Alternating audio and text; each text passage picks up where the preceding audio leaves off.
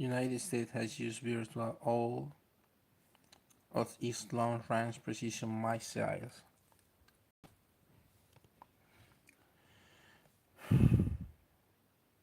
The United States Army has used up much of its stockpile of high-limit accurate long-range missiles during its 5 months war with Iran, according to three people familiar with the data, raising concerns about the military red line for future conflicts.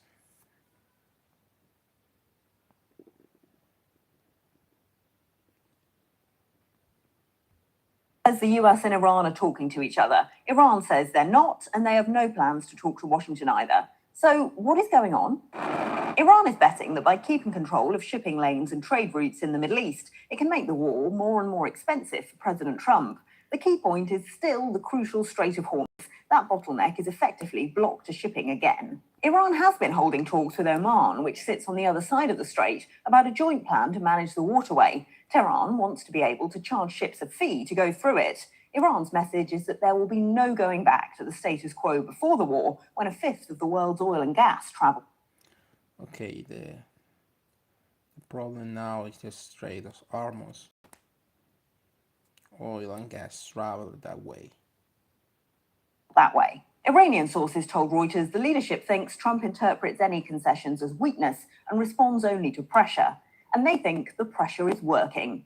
US allies are shifting focus to protecting commercial vessels and keeping trade routes open rather than confronting Iran directly. But with that key oil route still blocked, the price of gas at the pump in the US is ticking up again. It's at about $4.10 on average. This week, Trump accused oil giants Exxon and Chevron of profiteering and demanded they cut the retail price. But Americans are feeling it in their pockets, and Iran knows those drivers might decide to take it out on the Trump administration when they go to the polls. The midterms are barely 3 months away, and the clock is ticking. As the US and Iran are talking to each other, Iran says they're not, and they are... When we talk, we say we're talking. If we're not talking, when you ask me, no, we're not talking, I'll say it.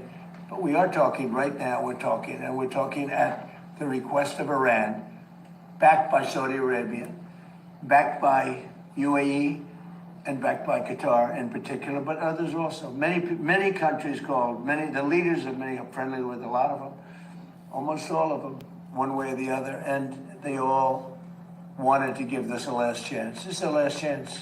This is not something that, if it doesn't happen, this is a last chance for them to sign a good document. I think we're gonna maybe get something, but I want to give them every last chance before decapitation. Very tough to do what we have planned, still planned. We'll see what happens. When we talk, we say we're talking.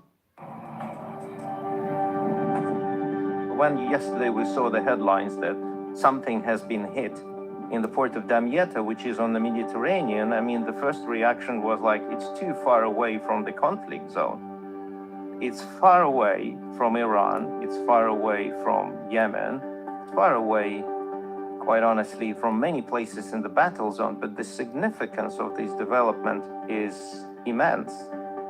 What was happening in the past 6 months when the US attacked Iran and Iran retaliated was that the military actions have shut the Strait of Hormuz. The Strait of Hormuz in the Gulf is the world's most important oil evacuation route.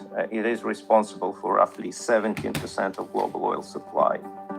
Saudi Arabia was preparing for this crisis for many, many years, if not decades, because Saudi Arabia strategically has built a pipeline towards the Red Sea.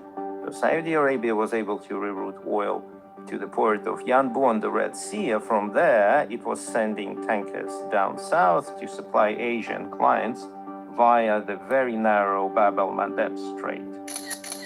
Now, the problem became even bigger when the Houthis said they would join the fight, attack Saudi Arabia, and we've seen drones and missiles being fired at various tankers in Bab el-Mandeb. As a result, the only safe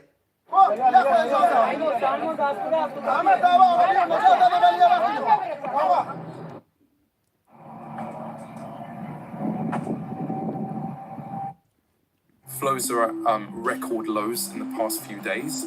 and increasingly there's uncertainty as to whether ships can pass. Oman has proposed in the past 48 hours as a way to break the deadlock that we're seeing in the Strait of Hormuz